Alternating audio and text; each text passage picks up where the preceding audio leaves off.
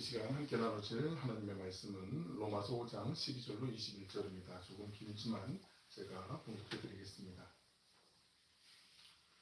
그러므로 한 사람으로 말미암아 죄가 세상에 들어오고 죄로 말미암아 사망이 들어왔나니 이와 같이 모든 사람이 죄를 지었으므로 사망이 모든 사람에게 이르렀느니라.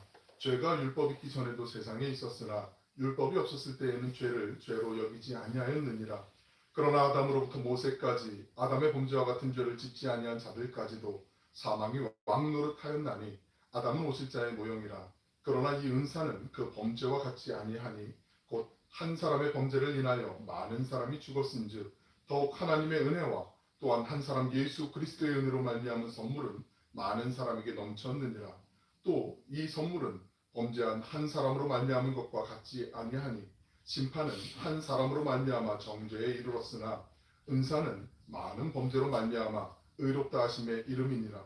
한 사람의 범죄로 말미암아 사망이 그 한 사람을 통하여 왕노릇하였은즉 더욱 은혜와 의의 선물을 넘치게 받는 자들은 한 분 예수 그리스도를 통하여 생명 안에서 왕노릇하리로다.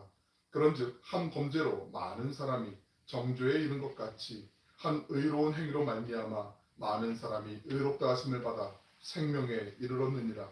한 사람이 순종하지 아니함으로 많은 사람이 죄인 된 것 같이 한 사람이 순종하심으로 많은 사람이 의인이 되리라. 율법이 들어온 것은 범죄를 더하게 하려 함이라.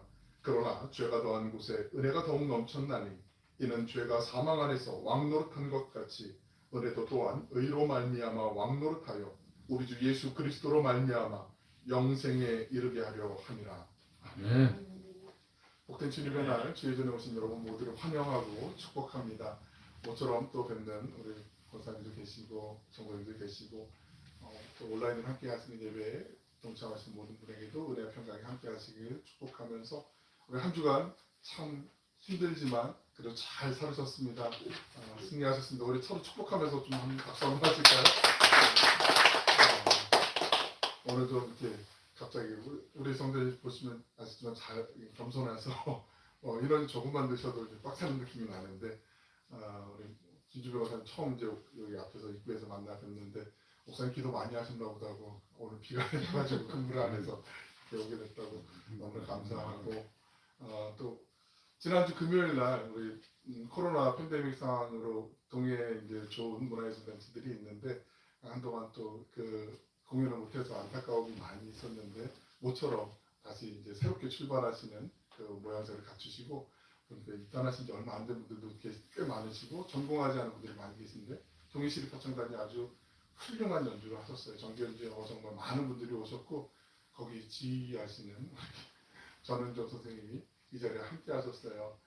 그리고 그 옆에는 우리 전정 선생님과 저의 또 스승이시고 대학교 은사님이시고 서울에서 공연을 보시고 또 이제 올라가셔도 되는데 이때가 아니면 또 언제 제자가 있는 교회에 한번 와서 예배 드리겠냐 이런 마음으로 너무 감사하게 또 예배에 오셨는데 우리 두 분 뭐 다 우리 특별하지만 그래도 먼 길 오셨으니까 우리 방문하셨으니까 박수 한번 하실까요? 환영합니다. 그래서 제가 참 평소에도 그렇지만 더 떨리는 것 같아요. 성격 좀 내성적이고 그런데 아무튼 하나님의 은혜를 구하며 같이 예배를 드립니다. 사도행전 시리즈를 계속 나누는데 연말이 벌써 몇 주가 안 남았더라고요. 그래서 우리가 지금 오후에 따로 예배를 드리고 모임을 갖지 못하기 때문에 그래도 임원들을 대상으로 해서 한번 기독교의 본질에 대한 그 정리를 해볼 필요가 있겠다 그런 마음이 들어서 이 예배 시간에 설교를 통해서 한번 그렇게 좀 정리를 좀 하려고 하고 있고요. 그래서 한번 몇 주 정도는 사도행전 시리즈를 잠깐 멈추고 기독교의 본질에 대한 이야기를 오늘부터 이제 시작을 하려고 합니다. 그래서 또 설교 내용은 유튜브로 또 갈무리 돼서 이제 링크가 되어 있으니까 예배 참석하지 못한 분들에게 제가 따로 연락을 해서 같이 좀 들으시고 그렇게 우리 임원 교육을 하는 걸로 같이 가려고 합니다. 교회를 안 다니는 분들, 예수님을 안 믿는 분들이 교회 다니시는 분들에게 교회를 향해서 던지는 질문이 여러 가지가 있죠. 그 중에 하나가 왜 교회는 자꾸 사람들을 죄인이라고 그래? 나는 법 없이도 살 사람이라고 나도 생각하고 옆에 있는 사람들 인정해 주는 내가 좀 가끔 욱하는 건 있지만 그렇게 난 법 없이도 살 만한 사람? 나 그렇게 감옥에 가는 큰 죄를 짓지 않았는데 왜 자꾸 죄인 네 죄인을 용서해 주시옵소서 자꾸 그러는가 그런 질문을 던질 때가 있어요. 그죠? 그런데 교회에서 얘기하는 기독교에서 얘기하는 건 명확합니다. 뭐 더 이상 군더더기가 없습니다. 모든 인간이 죄성을 가지고 태어난다라고 일단 그렇게 시작을 해요. 성경에서는 기록된 바 의인은 없나니 하나도 없다라고 그렇게 말씀하고 있거든요. 로마서에서 모든 사람이 죄인이라는 사실이 이게 논리적으로 설명할 필요가 없이요. 다 자녀분들 키워보셨겠지만 보시기도 하고요. 어린아이들이 아빠 엄마 다음으로 제일 많이 하는 이야기를 유심히 한번 보세요. 조금 이제 아이들이 생각이 있고 한 30살쯤 되면 싫어, 안 돼, 내 거야, 너 집에 가, 막 이런 식으로 자기 것에 대한 소유욕도 강하게 되고 남에 대한 어떤 경계 이런 것들도 그러니까 이기적인 마음, 자기중심적인 생각들이 많이 있습니다. 만약에 그 어린아이들이 뭐 어린이집 같은 데서 학습을 안 받은 상태에서 괜찮아요, 사랑해요, 먼저 하세요, 제가 양보하겠어요 이런 얘기를 하면 이 아이는 가까운 병원에 가서 좀 검사를 받아봐야 되지 않을까 그런 생각을 해보기도 해요. 거짓말하고 남을 미워하고 공격하는 일은 우리가 가르쳐주지 않아도 어디 가서 세미나 받지 않아도 그냥 태생적으로 잘해요. 그냥 누가 알려주지 않아도 잘하게 돼 있어요. 그래서 죄를 짓기에 적당한 장소나 그 상황들은요 가만히 놔둬도요 어느 나라나 어느 문화권이나 순식간에 퍼지게 돼 있죠. 그래서 법으로 못하게 막고 단속을 해도요 금방 번지게 되어 있습니다. 그러나 교통질서를 지키고 예를 들어서 가난한 분들을 돕는 일들, 선한 일들을 하기 위해서 법을 만들고 캠페인을 벌이고 막 격려도 하고 시상도 하고 이런 것들은 아무리 열심히 노력을 해도요 자리를 잡는 게 참 쉽지가 않습니다. 이런 얘기가 있더라고요. 지옥길은 내리막길이어서 사람을 지옥에 가게 하려면 가만히 두면 된다, 내버려두면 된다 이런 말도 있더라고요. 우리 안에 있는 그 죄성이 무의식적으로 죄를 짓게 만들거든요. 이게 바로 인간이 타고난 죄인이라는 증거 아니겠습니까? 인간의 죄성을 증명하는 가장 큰 증거가 앞서 말씀드린 것처럼 자기중심적인 생각, 이기심에서부터 기인을 하게 되죠. 원래 인간이 창조될 때는 하나님 중심으로 살게 만들어졌어요. 하나님만 바라보고 하나님의 뜻에 순종하며 하나님과 함께 하도록 만들어졌어요. 잘 아시지만 창세기 3장에 보시면 아담과 하와가 선악과 사건이 나오게 되잖아요. 하나님의 동산 에덴 동산을 창설하시고 동산의 모든 것들은 마음껏 누릴 수 있도록 허락을 하셨어요. 동산 중앙에 선악을 알게 하는 한 나무, 선악과라고 우리가 알고 있는 선악과라고 알고 있는 선악을 알게 분별하게 되는 나무, 그리고 생명나무 이렇게 두 그루의 나무가 있었는데 저 선악과는 절대로 탐내지 말고 건드리지 말고 먹지도 마라. 정녕 너희가 죽으리라라고 하나님이 이제 말씀해 주시고 나머지는 다 누리게 하셨거든요. 그런데 사탄이 하와를 꿰잖아요. 유혹을 하잖아요. 우리가 잘 아는 얘기예요. 왜 보통 유혹을 할 때요. 그 사람들이 너무 믿음이 없는 거 아니야 이렇게 생각할 때가 있는데 믿음이 아닌 것 같아요. 곰곰이 한번 잘 생각을 해보세요. 우리가 하나님이 다 누리라고 하는데 이거 하나만 하나님 하지 말라고 했어 라고 얘기하면 얼마든지 믿음으로 이겨낼 수 있는데 믿음보다는 순종하느냐 순종하지 않느냐 거기에 우리가 좀 무게중심을 두고 살펴볼 필요가 분명히 있습니다. 사탄이 아마 이렇게 유혹을 했을 것 같아요. 정말 하나님이 모든 걸 다 너희들한테 누리라고 하셨어? 뱀이 이제 슬금슬금 와가지고 이야기를 했겠죠. 그래 맞아 하나님 다 주셨어. 그래? 저거 선악과인데 저거는 하나님 저거만 빼고 나머지 다 누리라고 그러셨어. 하와가 이제 이렇게 대답했을 거예요. 그래? 왜 그러셨지? 저게 진짜인데? 하와가 궁금하잖아요. 이게 무슨 얘기야? 저게 진짜인데 하나님 저거 얘기 안 하셨어? 무슨 얘기? 저게 정말 진짜란 말이야. 하와가 막 궁금해할 거 아니에요?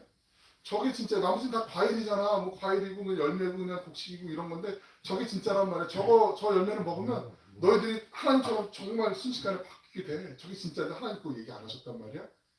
마음에 믿음도 흔들어놔요. 하나님께 순종했던 마음도 통째로 흔들어 버려요. 그리고 그래? 그럼 나도 하나님처럼 돼버리겠지? 이런 마음을 갖게 된단 말이죠. 죄는 우리의 삶과 우리의 상황과 우리의 모든 환경들을 그렇게 합리화하도록 만들어가요. 그리고 그게 당연한 것처럼 그렇게 우리의 생각도 묻히게 되어 있습니다. 바꿔 말씀드리면 분별력은 이렇게 되는 거죠. 이게 옳은 것인지 그른 것인지 맞는 것인지 아니면 잘못된 것인지를 흔들어 놓게 되어 있어요. 그래서 창세기 3장에서부터 기인한 그 실낙원하게 되잖아요. 에덴 동산에서 추방하게 되잖아요. 그 선악과 사건으로 말미암아 그 죄가 교회에서 말씀하는 죄는 우리가 잘 알고 있지만 오리지널 신이라고 하는 원죄 그리고 그 원죄로부터 파생된 지역적인 죄들이 있잖아요. 교회에서 얘기하는 죄인할 때 그 죄는 뭐 형법의 죄를 지은 죄인이 아니잖아요. 우리 하나님과 함께 동행하도록 만들어진 그 하나님의 자녀들이 하나님을 떠나 사는 것 그거 자체가 죄라고 얘기를 하죠. 잘 아시지만 신약 성경에 이르러서 죄라는 말을요 어떻게 표현을 하냐면 관역이 있는데 우리 양궁이나 사격에 그 관역을 향해서 이제 목표물을 향해서 정조준에서 쏘잖아요. 그때 그 목표물을 향해서 내가 쐈던 이 발사체가 정확히 관역에 들어가는 것이 아니라 관역을 빗나가는 거, 다른 데로 가는 걸 죄라고 얘기하거든요. 그러니까 하나님께로 향하게 되어 있는 우리 인간의 본성과 모든 것이 하나님을 벗어나는 것, 이것을 죄라고 얘기하죠. 그래서 교회에서 죄인 얘기할 때 아니 무슨 죄를 그렇게 많이 그리고 죄인 그래 그러면 요거 이제 개념의 차이이기 때문에 우리가 이미 잘 알고 있지만 한번 좀 점검하고 넘어갈 필요가 있을 것 같습니다. 원죄로부터 시작된 이 죄에 대해서 우리가 주목하는 것은 한 사람의 죄의 파장이 얼마나 무서운 결과를 초래했는가를 우리가 보는 거죠. 한 사람의 또한 은혜가 얼마나 큰 은총의 선물로 우리에게 다가왔는지 오늘 그 말씀을 좀 아담과 두 번째 아담으로 상징이 되는 예수 그리스도의 그 은혜에 대해서 우리가 좀 나누려고 하고 있습니다. 앞서 말씀드린 것처럼 아담의 죄는 불순종이었어요. 하나님의 말씀을 거역하는 거였거든요. 본문 로마서 5장 19절 상반절을 보시면 한 사람이 순종하지 아니함으로 많은 사람이 죄인이 되었다라고 그렇게 이미 말씀하고 있어요. 하나님이 말씀하신 3장 1절에 창세기 3장 11절에 보시면 내게 먹지 말라고 한 그 선악과 열매를 먹었느냐라고 말씀하셨어요. 그러니까 이게 몰라서 제가 부지중에 지은 죄예요 라고 변명할 여지가 없는 거예요. 이미 알고 있었는데 하나님이 말씀해 주셨는데 알고 있었는데 아차하는 거죠. 우리가 죄 짓는 게 그렇잖아요. 크고 작은 마음에 약간 찔림이 있는 양심의 호소를 들을 때도 우리가 몰라서 그러는 거 아니거든요. 알지만 습관적으로 아니면 나도 모르게 근데 모르게가 이미 알고 있었는데 괄호 열고 괄호 닫고 이렇게 들어가는 거잖아요. 죄의 영은 불순종의 영이죠. 사람들은 상대적인 가치관을 갖고 살아가잖아요. 그리고 문화나 환경과 시대의 흐름에 따라서 그 기준도 좀 변할 때가 많이 있어요. 뭐 시대의 흐름이니까 어쩔 수 없이라고 그냥 미화시킬 수도 있지만 안타까운 것 중에 하나 대표적인 거 예를 들면 2015년에 간통죄가 폐지된 거 아시죠? 그래서 이제는 간통죄 때문에 뭐 감옥에 들어가거나 이런 일은 없어요. 근데 물론 그게 이혼의 사유가 되면 그 사람은 그대로 고스란히 모든 책임을 져야 되는 건 아직 뭐 유효하지만 그렇다고 해서 세상의 법이 기준이 간통죄가 폐지됐다고 해서 하나님을 믿는 사람들이 폐지됐으니까 우리도 세상의 법을 적응을 받아야 돼 이러면 안 되는 거 아니겠어요? 우리는 하나님의 법에 따라서 살아가는 사람들이잖아요. 성경을 다른 말로 카논이라고도 얘기하거든요. 그 카논은 잘 아시지만 척도, 기준이라는 의미를 갖고 있잖아요. 만약에 기준이 자가 척도가 되는 것이 바뀌면 안 되잖아요. 어떤 사람에게는 이렇게 적용이 되고 어떤 사람에게 이렇게 적용이 되고 그것 때문에 우리 사회 모든 분야에서 안타깝고 갈등이 생기고 문제가 기인하는 것들도 아니겠습니까? 어찌 보면 기준은 불변이에요. 하나님의 말씀은 그대로란 말이죠. 사람의 생각과 우리 사람의 환경과 사람들이 만들어가는 세상은 언제든지 변화무쌍하기 때문에 우리는 절대적인 기준을 바라봐야 되는 거예요. 그래서 하나님의 기준에서 우리가 죄의 문제도 접근할 필요가 있는 거죠.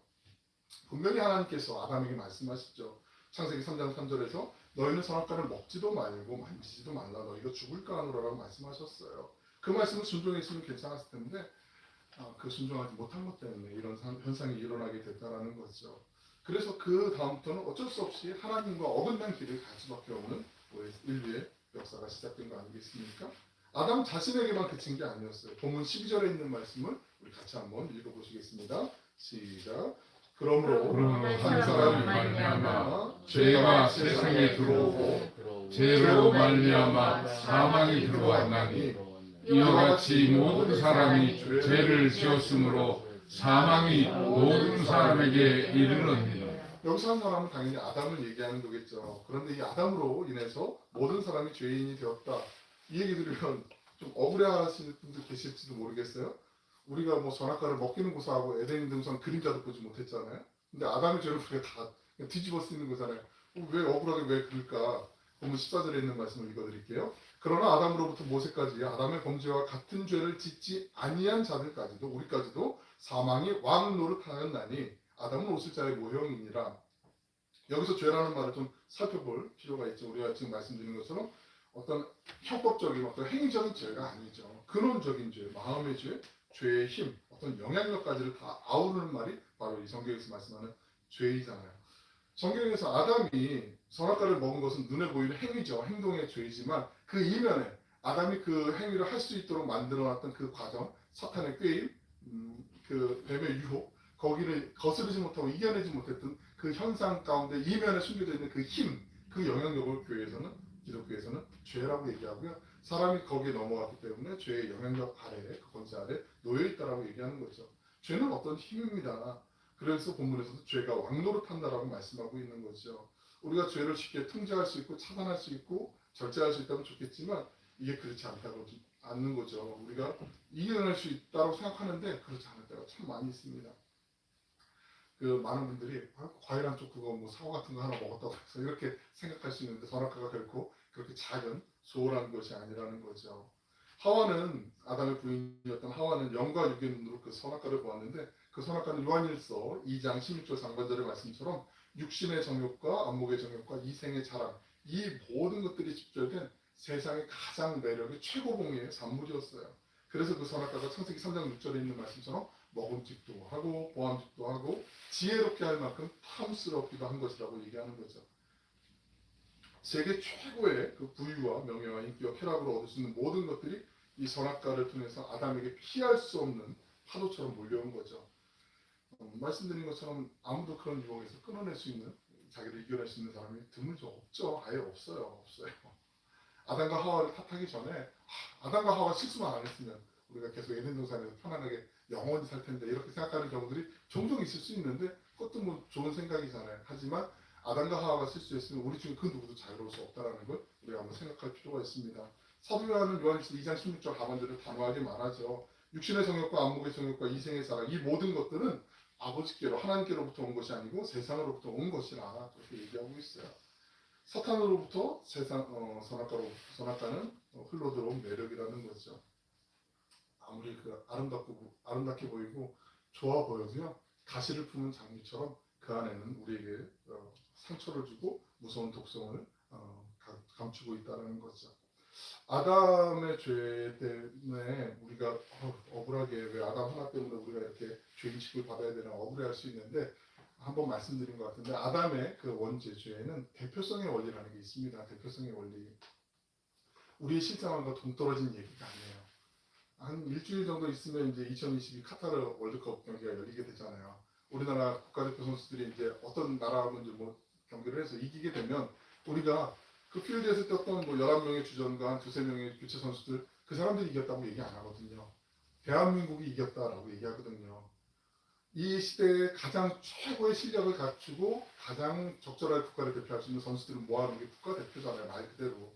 아담은 인류의 대표예요. 아담과 하와가 실수했으면 우리 중에 그 어느 누구도 그 유혹 앞에서 자유로울 수 있는 사람이 없다라는 거죠. 그 대표성의 원리를 인정하고 우리가 따라가야 된다는 거죠. 죄가 성경에서 보이는 눈에 보이는 행위적인 죄, 근본적인 죄의 힘, 행위적인 죄 뒤에 있는 배경에 있는 그 영향력이라고 말씀을 드렸어요. 죄가 가진 또 하나의 문제는요, 이게 전형성이 있다라는 거죠. 자기 혼자만 이렇게 간직하고 있지 않아요. 남주기 아까워 뭐 이런 게 아니라 이런 것도 잘 이렇게 전하게 되고 퍼뜨리게 되거든요. 전염시키게 되거든요. 공범을 찾게 돼 있거든요. 하와가 먼저 먹고 남편에게 이제 맡기게 되죠. 그런데 남자들이 억울해할 수도 있지만 왜 하와가 먼저 시작해서 나는 어쩔 수 없이 그냥 그 꼬드김에 넘어간 것 뿐인데 왜 그럴까라고 하지만 하나님께서 아담에게 가장을 해서 권위를 주셨을 뿐만 아니라 그 어떤 지도력까지 허락해 주신 거 우리가 잘 알고 있잖아요. 그 가정의 어찌 보면 하나님이 만들어 놓으신 어떤 안정된 세팅이거든요. 그래서 하와의 죄, 한 사람 하와의 죄라고 성경에서 말씀하지 않고 누누이 얘기를 하는 게 한 사람 아담의 죄, 아담이 죽일 놈이라고 생각하실 수도 있지만 그런 마음이 우리에게 늘 언제나 있단 말이죠. 왜냐하면 부부 공동체로 만들어줬고 그 공동체의 대표를 아담으로 만들어 주셨기 때문에 그런 거죠. 죄는 아주 번식력이 강한 바이러스와 같습니다. 끊임없이 분열하고 막 계속해서 변이되고 확산하고 있죠. 조그만 거라도 죄가 들어오는 걸 우리가 그 순간에 차단을 해야 돼요. 안 그러면 한 번 무너지면 그 다음은 뭐 볼 것도 없이 그렇게 가는 경우들 많잖아요. 17절 상반절에 보시면 한 사람의 범죄로 말미암아 사망이 그 한 사람을 통하여 왕 노릇하였다라고 말씀하고 있어요. 말씀드린 것처럼 죄가 어떤 힘이잖아요. 죄는 사람을 다스리고 통치하고 이끌어가려고 하는 그 힘이 있어요. 그래서 우리가 하나님의 인도하신 그 통치를 받든지 죄의 통치를 받든지 둘 중에 하나가 있어요. 간혹 뭐야 무슨 소리야 나는 아무런 통치도 받고 있지 않은데 나는 그냥 하나님 없이 사는데 이렇게 생각하시는 분들이 있을 수 있는데 진짜 딱 걸린 거예요. 이거는. 자신이 죄에 중독되고 자의 통치받지 않는다고 생각하면서 그 심각성을 모르는 거예요. 죄는 우리를 섬기지 않아요. 우리의 종이 되지 않아요. 처음에는 달콤하게 우리 앞에 찾아와서 우리를 다 우리의 모든 것을 들어줄 것처럼 우리를 유혹하고 한번 잡히면 마치 낚시하는 사람이 미끼를 던져서 물고기를 낚은 다음에 그 잡힌 물고기에는 먹이를 주지 않는다면서요. 죄는 더해요. 우리에게 모든 걸 해줄 것처럼 유혹했다가 잡히고 나면은 그 올무를 강력하게 붙잡고 우리를 그 수하에 결박을 해놓고 종이 되게 만들어 놓는 거죠. 그래서 우리 가끔 언론에 보면 끔찍한 죄를 짓거나 뭐 어떤 중독에 빠져서 예를 들어 뭐 도박에 빠지거나 이런 분들 나중에 얘기 들어보면 내가 잠깐 뭐에 홀린 것 같다, 뭐에 쏠린 것 같다 이런 얘기도 하잖아요. 죄는 어떤 힘이라니까요. 내 의지로 뭐 어떻게 할 수 있는 게 아니란 말이죠. 사람은 그걸 이겨낼 수 있는 능력이 아무도 없어요. 그렇기 때문에 우리에게는 그 죄의 유혹, 죄의 어려움을 이겨낼 어떤 분이 필요한 거죠. 우리를 도와줄 분이 필요한 거죠. 그 분이 바로 예수님이시잖아요.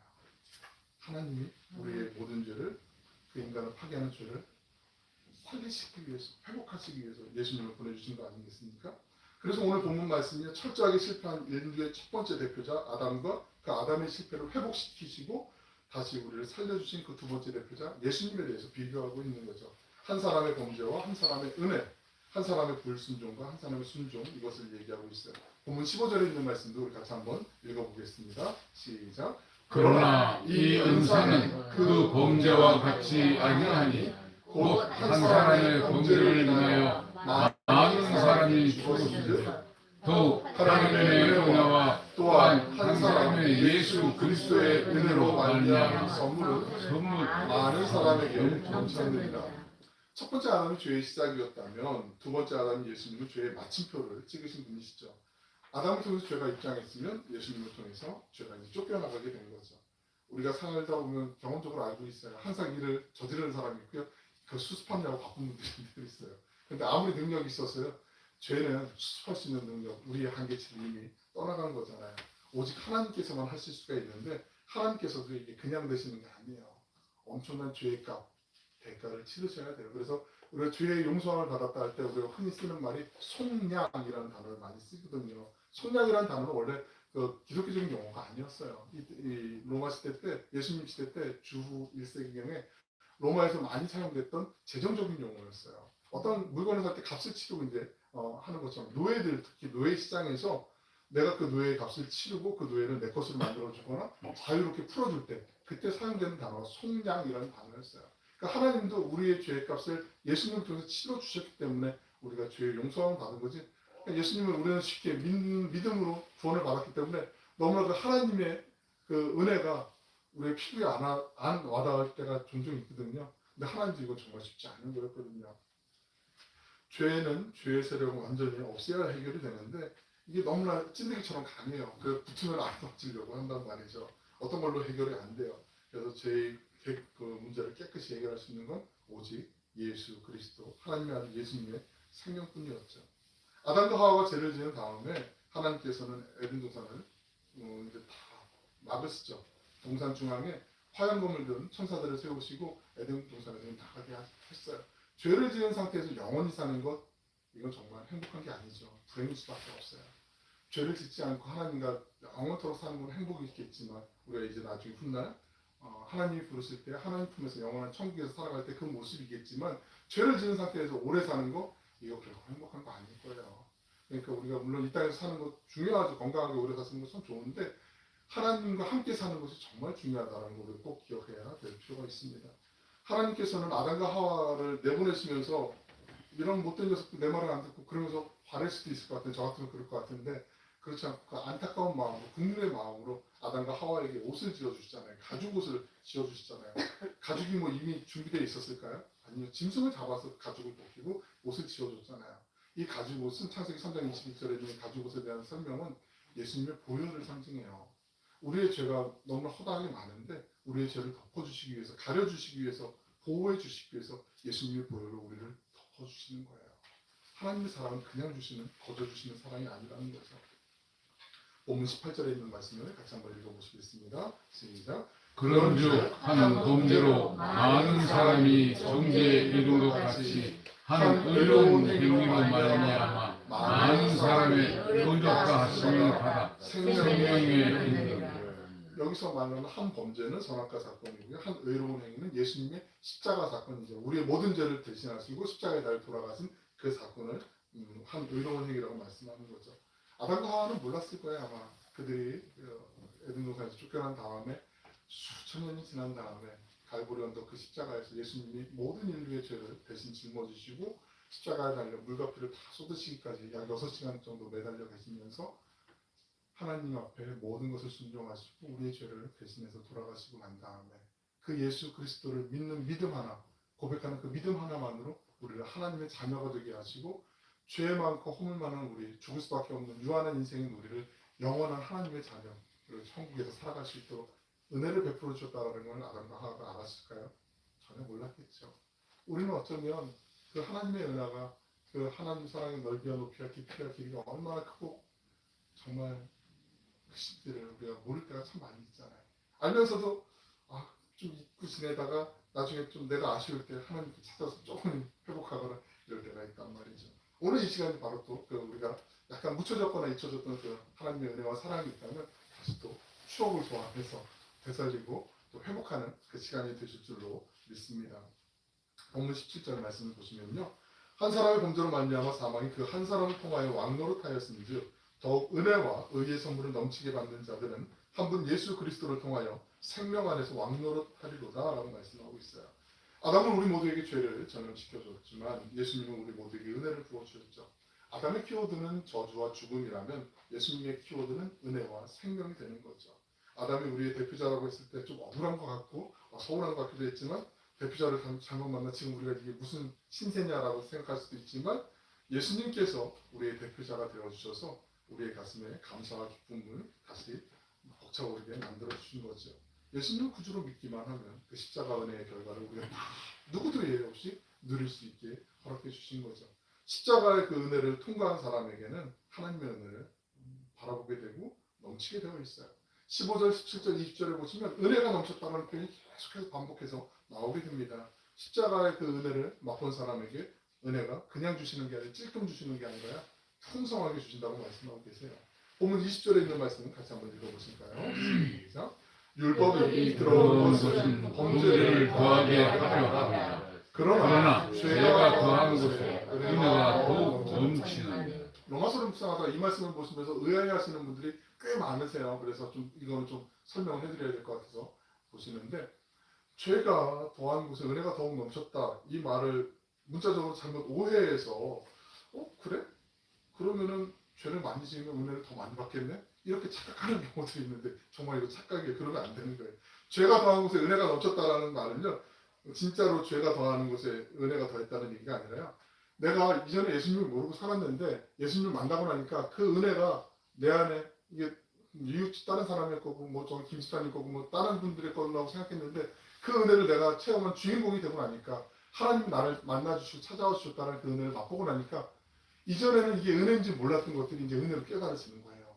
이전에는 이게 우리 아까 찬양할 때 보셔서 당연하다고 생각했는데 이게 당연한 게 아니었어요. 평범하게 사는 게 그 일상이 얼마나 소중한지를 우리가 지금 코로나 팬데믹 상황을 겪으면서 다 알고 있는 것처럼 당연하게 하나님 당연히 주셔야 되는 거 아니야? 근데 물과 공기와 이 모든 것들, 아름다운 것들, 작은 것 하나하나부터 이게 당연하지가 않거든요. 죄가 더한 곳에 은혜가 넘쳤다라는 건 다른 말씀이 아니라 내가 지금까지 죄인 줄 모르고 살아왔는데 이게 하나님 앞 불순종이었고 죄였고 내가 정말 하나님께 용서받아야 되는 죄인이었구나라는 걸 더 처절하게 절실하게 깨달았다는 거예요. 그러니까 죄가 더한 곳에 은혜가 넘쳤다는 게 바로 그 맥락이라는 거. 하나님의 은혜를 체험한 사람만이 그 은혜를 절절하게 느낄 수 있다는 그 말씀이라는 걸 우리가 이해하시면 좋겠습니다. 본문 17절 상반절에 있는 말씀을 다시 보시면 사망이 왕노릇한 것이 우리의 인생이었어요. 사망이 죽음이 왕의 세력으로 우리의 인생을 막 좌지우지했다라는 뜻이죠. 그런데 하나님의 은혜가 들어올 때 십자가의 은혜가 그 왕노릇하던 마귀의 그 모든 세력을 우리의 인생의 왕자에서 끌어내리고 그리고 우리의 인생의 새로운 주인 다시 회복시킨 하나님의 왕자를 올려드리게 된 거죠. 주님께서 우리의 인생을 은혜로 이끌어 가시게 되는데 그때부터 이제 죄악의 상황이 완전히 바뀌어서 생명과 사랑으로 바뀌게 된다는 거죠. 사랑하고 축복하는 여러분, 아담의 죄로 인해서 이 세상에 죽음이 들어왔지만 예수 그리스도의 그 은혜로 그 죽음이 퇴장했던 것처럼 만약 우리 가운데 어떤 분이 그 가정에서 처음 예수 믿는 분이면 그분이 정말 아브라함 같은 고개 퉁는 거 우리 다 알고 있잖아요. 물론 힘들어요. 어려울 수 있어요. 집에 오면 일상이 바뀌는 게 아니고 삶이 바뀌는 건 아니잖아요. 그대로잖아요. 근데 내 생각이 바뀌고 내 마음이 바뀌었을 뿐인데 그 속에 주신 하나님의 은혜도 있고 보면 현실은 그대로 노답이고 갈등도 있고 괴리감 때문에 힘들 때도 있거든요. 하지만 그 속에서 나는 답답한 것 같고 부족한 것 같고 이게 좀 확 바뀌었으면 하지만 하나님이 일하고 계세요. 그리고 역사하고 계시고 하나님의 때에 은혜의 통로로 그 한 분을 통해서 여태까지 사망과 죄악과 절망 가운데 있던 삶을 하나님의 은혜와 생명과 소망의 삶으로 바꾸시는 일을 이미 하셨어요. 하고 계시고요. 하나님의 때에 하나님의 완벽한 그 순간에 하나님이 우리에게 아름다운 은혜들을 더욱더 풍성하게 누리게 해주실 거예요. 가끔 또 직장에 계신 분들이 또 삶의 그 자리에서 만나는 분들 중에 하나님 저분만 좀 안 만나게 해주셨으면 좋겠어요. 좀 너무 부담스럽고 불편하고 힘들어요. 막 소화가 안 돼요. 막 그런 경우도 있는데 근데 그것도 하나님이 일하시기 시작하는 거죠. 우리가 하나님을 의지하고 순종하며 나아가려고 하는 마음만 있으면 하나님이 역사하시는 거 아니겠습니까? 죄는 우리 힘으로 도저히 우리가 어떻게 할 수 없는 불가항력이에요. 하지만 예수님 믿는 믿음으로 하나님의 은혜를 구하는 모든 분들에게 하나님이 이겨낼 수 있는 그냥 이기는 게 아니고요. 은혜를 풍성히 주시는 것처럼 넉넉히 이겨낼 수 있도록 하나님이 우리를 도와주시고 인도해 주시는 줄도 믿습니다. 이 한 주간도 선한 목자 되신 그 주님만을 바라보시고 주님의 말씀 주야를 묵상하면서 기도하시는 가운데 하나님의 그 은혜를 구하며 그 은혜 안에서 감사와 감격이 넘치시는 행복한 날들 되시길 주님의 이름으로 간절히 축원합니다. 아멘. 기도하겠습니다. 사랑하고 풍성하시고 자비로우신 아버지 하나님, 한 사람의 불순종을 한 사람의 순종이 덮을 수 있고 한 사람의 죽음을 한 사람의 생명이 새롭게 바꾸어 주셨던 것처럼 사망의 모든 권세, 우리를 나약하게 만들고 힘겹게 만들고 절망하게 만드는 그 상황을 예수 그리스도 주님의 그 은혜와 사랑으로 그 생기가 우리 모두를 통해서 가정으로 삶의 현장으로 흘러갈 수 있도록 은혜 베풀어 주신 주님의 은혜에 감사를 드립니다. 하나님, 우리가 예수님을 믿고 구주를 영접하고 주님을 따라 살아간다고 하지만 삶의 자리가 녹록하지 않아서 절망할 때도 있고 낭망할 때도 있고 힘겨움 때문에 눈물로 한숨 지으며 기도할 때도 있습니다.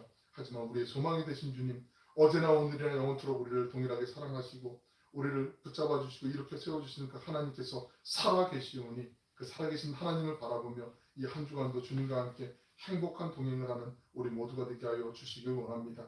현실의 선택에서 우리가 어려움을 겪을 때 하나님을 먼저 기억하게 하시고 생각하게 하시고 바라보게 하시며 주저하고 머뭇거리고 두려워하기보다는 우리의 삶의 주인 되신 주님의 능력을 의지하며 주님 곁으로 한 걸음 더 가까이 나아가게 하여 주시길 원합니다. 주님과 함께 두려움과 절망의 강을 건너가게 하시고 생명과 소망의 나라에 이르게 하여 주시옵소서. 우리의 힘과 도움이 되신 주님을 찬양하며 예수님의 이름으로 기도 올리옵나이다. 아멘.